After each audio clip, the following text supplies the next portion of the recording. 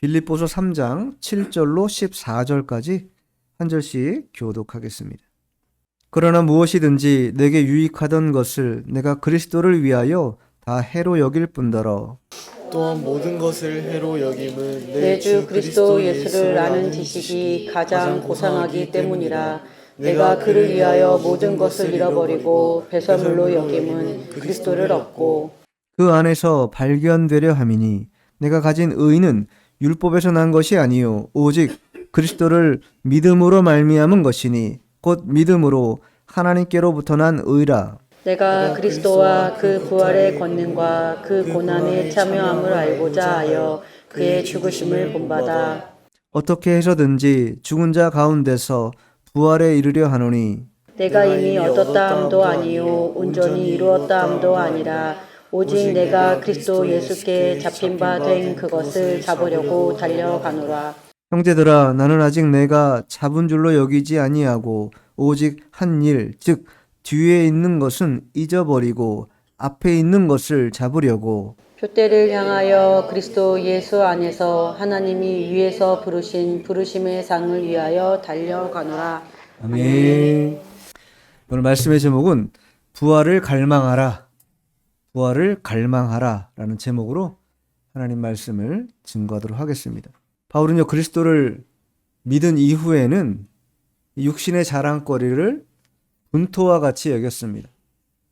즉 가치관이 변화가 생긴 것입니다. 예수를 믿으면 이와 같이 가치관과 세계관이 변화되게 되어 있습니다. 중생했다고 하면 반드시 이러한 과정을 밟게 됩니다. 바울도 같은 상황이었는데 바울은 히브리인 중에 히브리다 이렇게 말했고 당시 유대 사회의 기득권층이라고 말할 수 있는 바리새파에 속했던 그러한 사람이었습니다. 그러나 그러한 세상적인 자랑거리들을 다 분토와 같이 여겼다. 또 자신이 가진 기득권도 다 내던졌다. 그래서 빌립보서 1장 1절에 보면 자신을 그리스도 예수의 종이다 이렇게 말해요. 종이다. 종으로 자처하고 실제로 그는 다메섹 도상에서 예수님을 만난 이후에 무수한 고난 가운데서도 믿음의 경주를 끝까지 다하였습니다. 특별히 인내하고 참는 일을 마치 밥 먹듯이 그렇게 하면서 주의 복음을 증거하는 일에 매진한 사람이 바로 바울이었다 이렇게 말할 수 있습니다. 그와 같이 우리도 마찬가지인데 세상적인 자랑거리가 우리에게 있을 수 있습니다.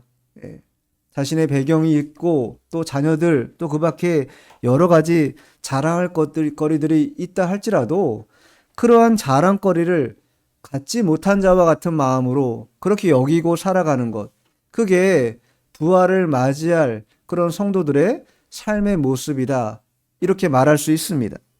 그리고 무엇보다도 그러한 자들은 세계관과 가치관이 변화됐기 때문에 이전에는 자기 중심으로 살았다고 하면 이제 중생 이후의 삶은 하나님 나라와 그 의를 위하여 살아가는 완전한 변화를 경험하면서 그 일에 매진하는 자가 된 것이 바로 모습이다 이렇게 말할 수 있습니다. 그러면서 오늘 7절에 보니까 바울이 그러나 무엇이든지 내게 유익하던 것을 내가 그리스도를 위하여 다 해로 여겼다. 그리스도를 위하여 모든 방점이 거기에 가 있다라는 거예요. 회심 전에 그를 유익하게 했던 특권들 또 여러 가지 자기에게 유익했던 모든 것들을 이제는 해로 여긴다라는 거예요. 유익하지 않다라는 말 아닙니까? 네. 왜 그렇습니까? 실제로는요 그리스도와 연합되는 것을 방해하기 때문이라는 거예요.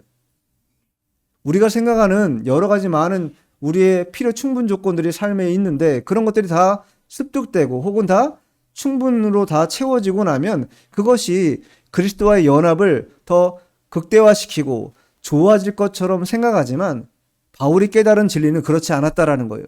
그런 것들은 오히려 우리에게 그리스도와의 연합을 방해하는 요소가 되었다 이렇게 말하고 있는 거예요. 그랬기 때문에 뭐예요?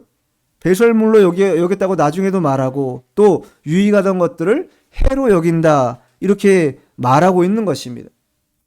이제 우리가 예수님과 합일이 되었다고 하면 그 합의를 깨는 그 어떠한 환경과 상황도 우리의 삶의 주변에 조성시키지 말아야 한다라는 거예요.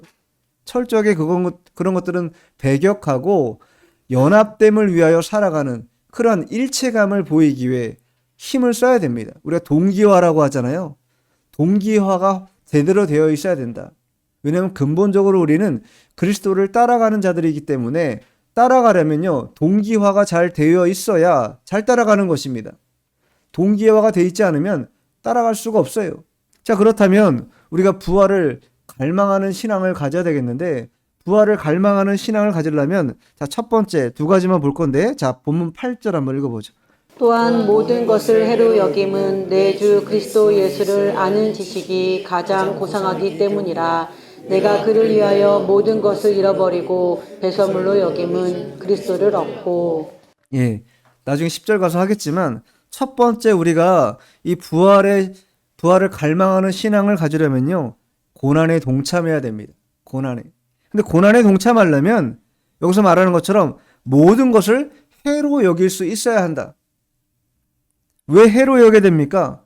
왜 우리가 논리적으로 볼 때 세상 살아가는 그런 상황을 돌이켜 볼 때 필요한 것들을 취하고 또 얻고 삶을 영위해 가는 게 마땅할진데 왜 바울은 모든 것을 해로 여긴다고 말하고 있는가? 그것은 그리스도를 아는 지식이 가장 고상한데 그 고상한 지식을 얻기까지 그 모든 우리 주변에 있는 모든 것들이 방해 요소로 작용하고 있기 때문이라고 말하고 있는 거예요. 그리스도를 아는 지식이 가장 귀하고 고상하다는 진리를 깨닫는 순간 그 나머지 것들은 다 뭐예요? 다 해로 여겨지게 된다라는 거예요. 유익하지가 못하다라는 거예요. 그전에는 세상 친구들과 어우러지고 뭐 여기저기 다니는 거 좋아하고 또 세상에서 만끽할 수 있는 여러 가지 기쁨들을 만끽하는 것에 다 마음과 시간을 들였다고 하면 이제 예수님을 제대로 만나면 어떻게 되는가? 그런 것들이 다 해로운 것이구나 여기게 된다라는 거예요. 그러면서 주님을 알아가는 것, 주님을 아는 그 일에 힘을 기울이게 된다. 바울도 어땠습니까? 그 이전에는 예수 믿는 사람들을 핍박하고 잡아서 죽이는 일에 혈안이 된 사람이 바로 바울이었는데 다메섹 도상에서 예수님을 만난 순간 그 부활의 주님을 만난 순간 그가 어떻게 됐습니까? 완전히 꼬꾸라져서 바뀌었다라는 거예요.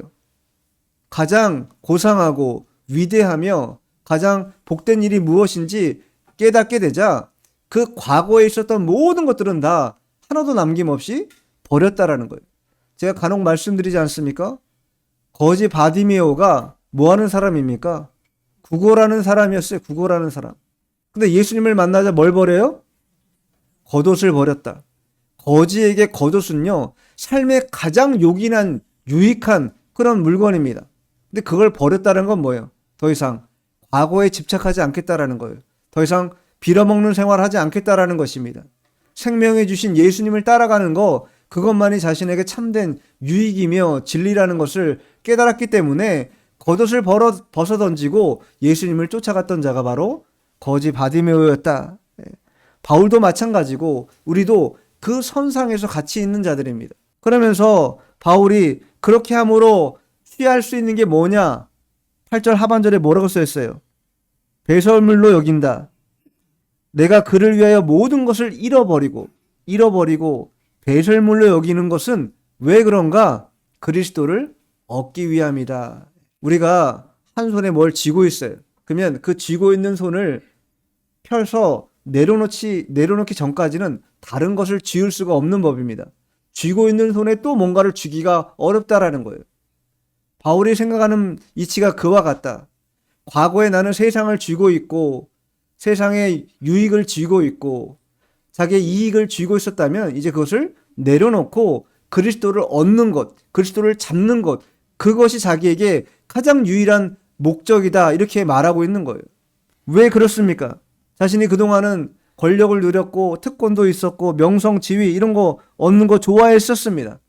그러나 예수님을 만나보니 그런 것은 다 잃어버릴지언정 주님을 놓치는 것만큼 큰 피해가 없다라는 것을 알게 된 것이 성도들은요, 예수님을 놓치는 순간 다 잃어버리는 것입니다.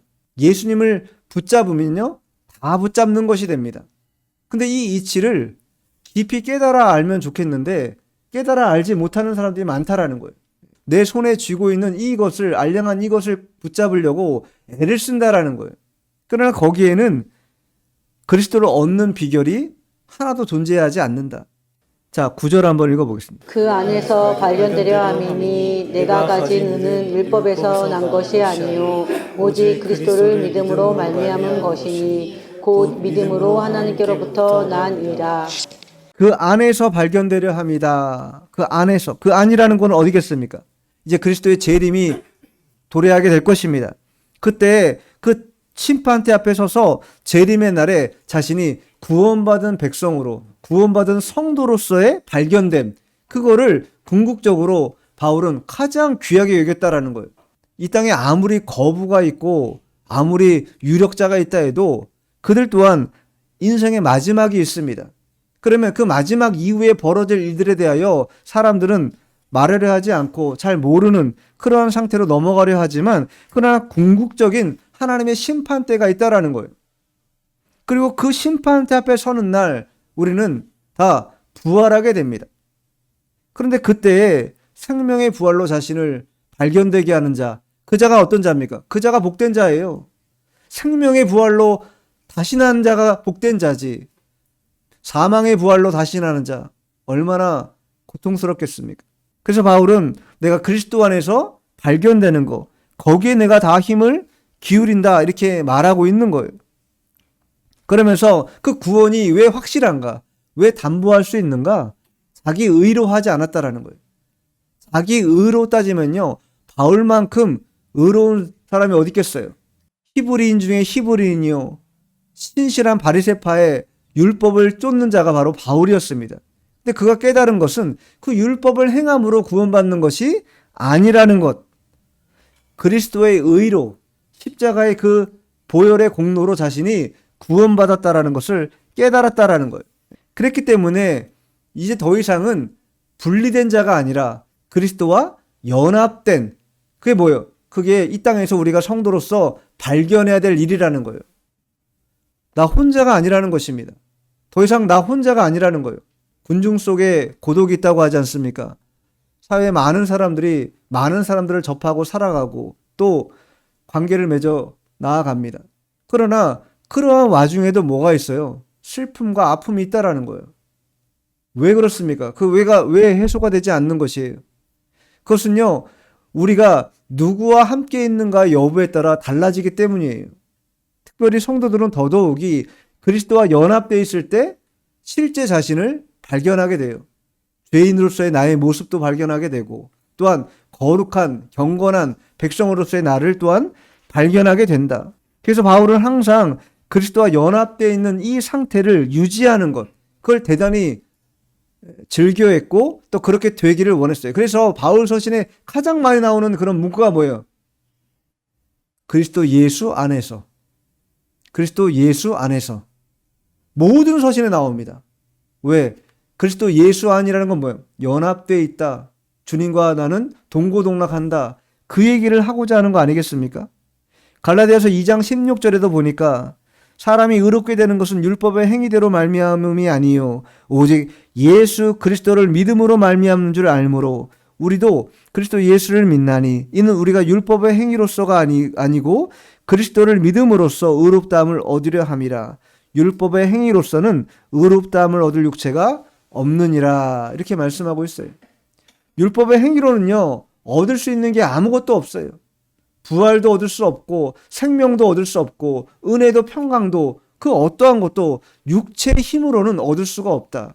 오직 어디에 있을 때만 되는 거예요? 그리스도 안에 있을 때. 그리스도 안에 있을 때. 만일 여러분 상상해 보세요. 밑에 구멍이 난 항아리가 있다고 생각해 보십시오. 그러면 그 항아리에 물을 부어가지고 가득 채워라 이렇게 누군가 명령을 내렸고 나는 그 명령을 수행해야 될 그런 종이라고 생각해 보세요. 여러분 어떻게 하겠습니까? 아무리 부어도 깨진 구멍난 항아리는요 어떻게 됩니까? 채울 수가 없어요. 그러면 딱 한 가지 방법은 뭐예요? 그 항아리를 들고 연못이나 강물에 뭐예요? 던지면 돼요. 그 속에 풍덩 빠지면 뭐예요? 항아리가 다 채워진다라면 다 채워져. 예, 물이 꽉 채워져요. 연약하고 깨진 우리의 심령으로 살아가면요. 계속 뭐예요? 계속 누수야, 누수. 물이 샌다라는 거예요. 계속. 그러나 우리를 어떻게 해요? 다 예수 그리스도의 강물에 자기를 다 던지면 그때부터는요. 충만이라는 거예요. 충만이요, 채워짐이요, 은혜요, 평강이라는 거예요. 그게 바로 바울이 말하는 그리스도를 얻는다고 하는 표현이라는 거예요. 우리가 그리스도를 얻으려면요. 나를 내려놓고 자기 자신을 주께 던져야 한다. 던져야 된다. 로마서 8장 11절 시작. 예수를 죽은 자 가운데서 살리신 이의 영이 너희 안에 거하시면 그리스도 예수를 죽은 자 가운데서 살리신 이가 너희 안에 거하시는 그의 영으로 말미암아 너희 죽을 몸도 살리시리라. 그리스도를 살리신 영이 너희 안에 거하시면 너희가 뭐예요? 죽을 몸도 살리게 된다. 살림받는다. 뿐만 아니라 궁극적인 부활의 은택뿐만 아니라 나중에 하겠지만 부활의 권능으로 살아갈 수 있다라는 거예요. 부활의 권능이 뭡니까? 고난당해도 뭐예요? 눌리지 않고 거꾸로뜨림을 당하지 않고 오직 주님으로 인하여 만족하면서 나아갈 수 있는 힘을 얻는다라는 거예요. 그게 누가 주는 거예요? 그리스도를 살리신 영인 성령께서 우리에게 주시고 중생한 자들은 다 그 성령이 어디 계십니까? 내주하고 계신다라는 거예요. 내주하신 성령을 통해서 우리가 다 그 길을 걸어가는 자들이다.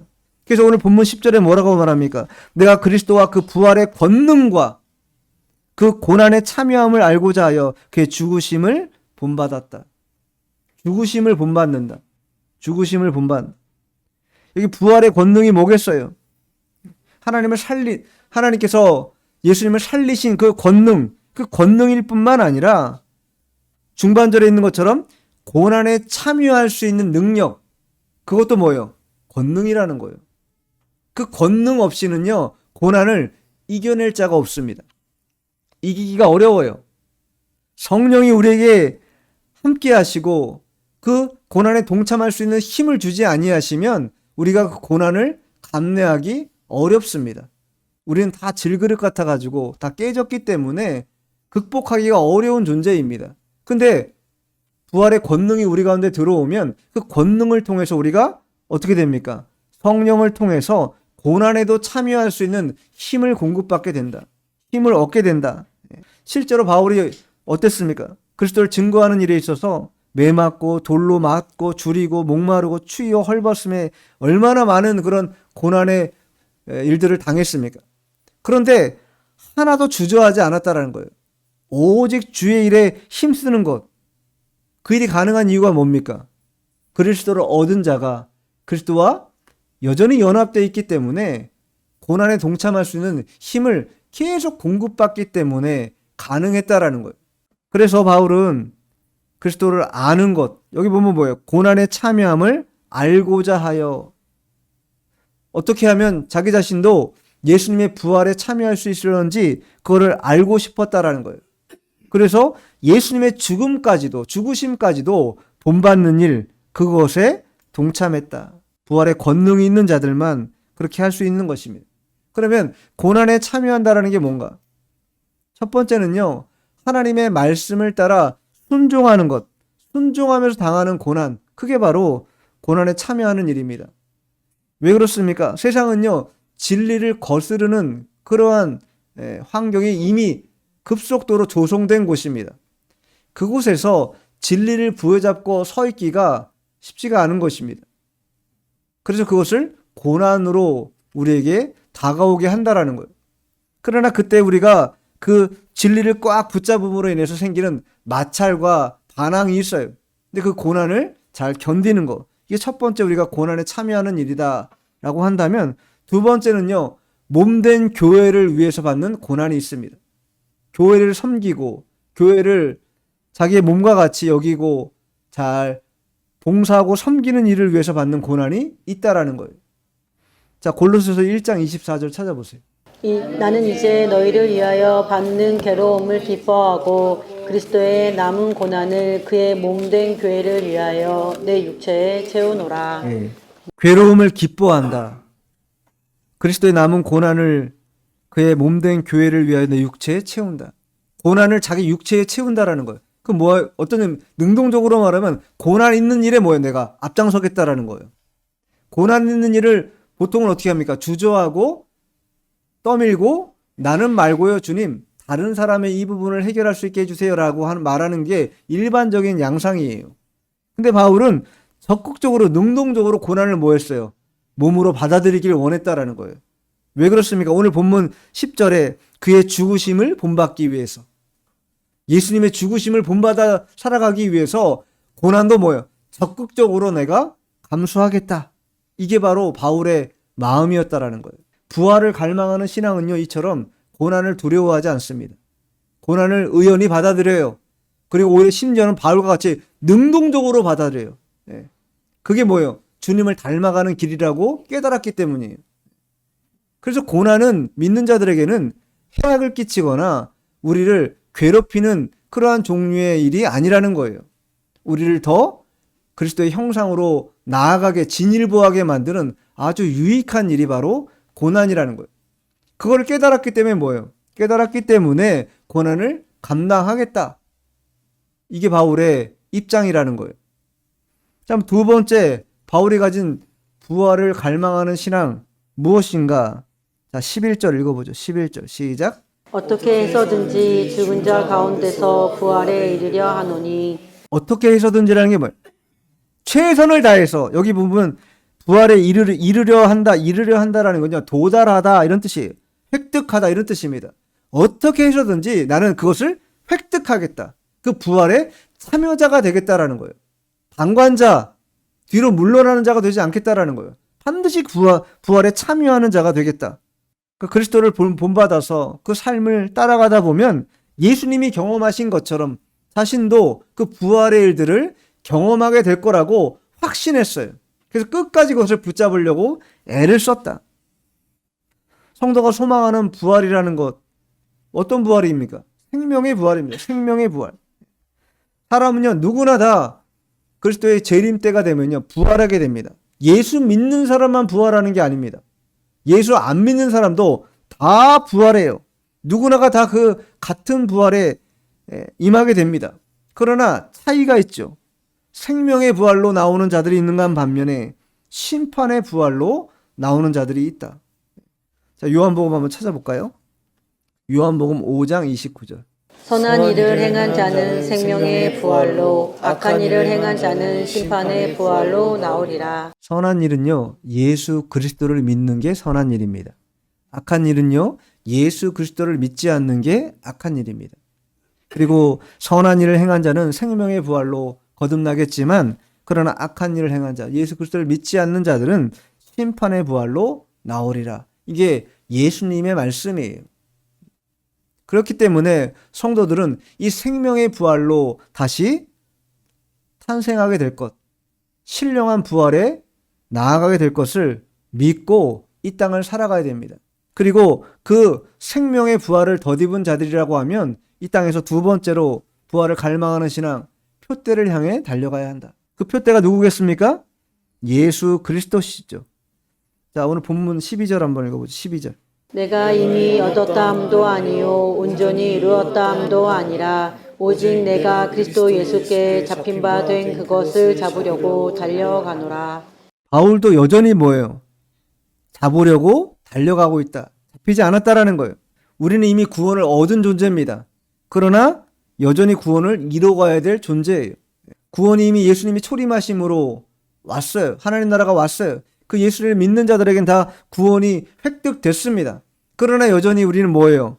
영원한 구원, 영화로운 구원에 들어가기까지 이 땅을 살아갈 수밖에 없다라는 거예요. 그렇다면 이 남아있는 기간 동안은 우리는 달려가는 자들이 된다라는 거예요.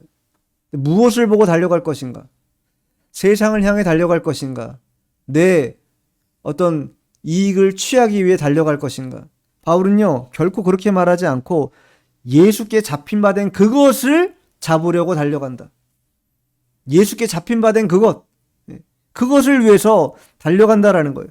그래서 신앙은요, 다 된 줄로 생각하면 안 되는 것이 완성자가 이 땅에 없습니다. 여전히 우리는 뭐예요? 스틸 헝그리예요. 스틸 헝그리. 배가 고파요. 노력이 필요 없는 성도는 없습니다. 노력이 필요 없는 성도는 없어요. 모든 성도는요, 노력이 필요합니다.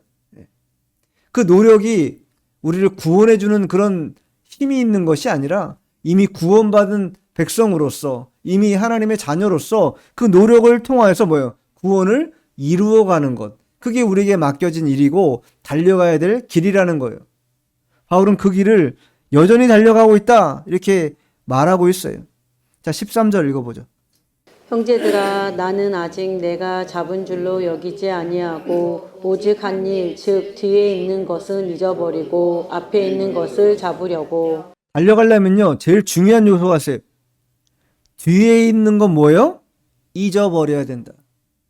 과거 달려온 거, 그게 잘한 일이든 못한 일이든 상관없이 그건 뭐 어떻게 된다는 거 다 버리라는 거예요. 그거 예전에 영화로웠던 거, 예전에 추했던 거, 비참했던 거, 그런 거 다 이미 뭐예요? 다 쓸데없는 일이 돼버리고 말았다라는 거예요. 그건 다 잊어버리고 뭘 향해 나아가야 된다는 거예요. 앞에 있는 것을 잡으려고 나아가야 된다. 앞에 있는 것을 위해서 달려간다.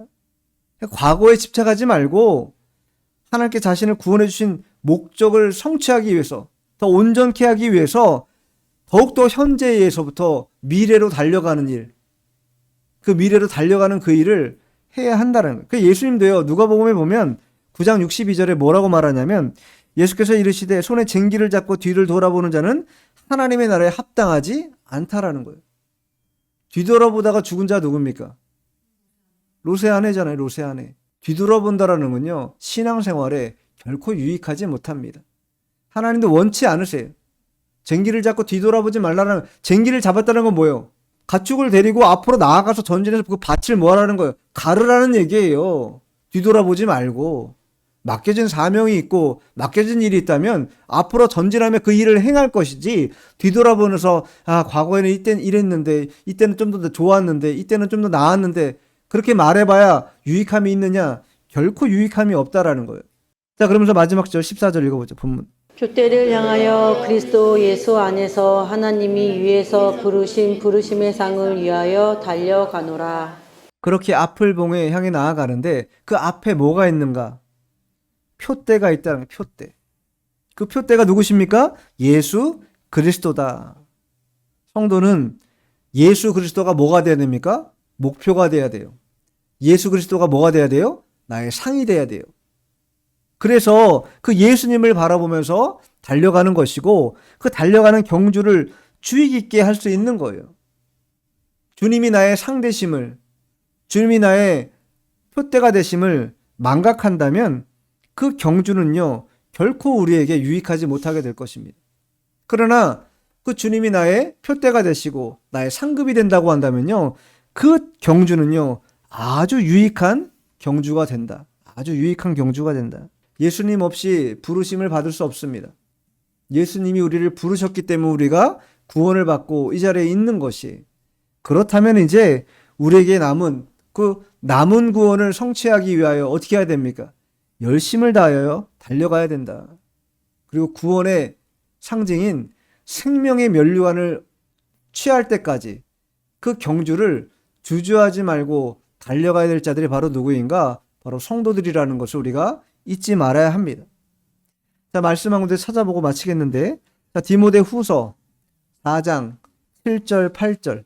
나는 선한 싸움을 싸우고 나의 달려갈 길을 마치고 믿음을 지켰으니 이제후로는 나를 위하여 의의 면류관이 예비되었으므로 주 곧 의로우신 재판장이 그날에 내게 주실 것이며 내게만 아니라 주의 나타심을 사모하는 모든 자에게도니라. 예. 그 표대를 향해 달려가는 모든 사람들에게는 의의 면류관이 예비되어 있다. 바울이 받았던 것처럼, 의로우신 재판장을 통해 받았던 것처럼 주의 나타나심을 사모하는 자, 그 모든 자들에게 이 의로운 면류관이 예비되어 있음을 우리가 알고 이 선한 싸움, 다름질 마치기까지 힘을 다해야 됩니다. 이것이 바로 부활을 갈망하는 신앙이다, 이렇게 말할 수 있고, 부활을 갈망하는 신앙 첫 번째가 뭐라 그랬습니까? 고난을 참여하는 것. 고난에 참여하는 게 바로 부활을 갈망하는 신앙의 모습이다. 두 번째, 부활에 참여하는 게 뭡니까? 표대를 향하여 달려가는 것. 그게 바로 부활을 부활을 갈망하는 신앙의 참된 모습임을 우리가 알고 이 두 가지 마음에 잘 새겨서 다름질하여 의의 면류관을 쟁취하는 우리 모두가 되기를 축원합니다. 기도하겠습니다.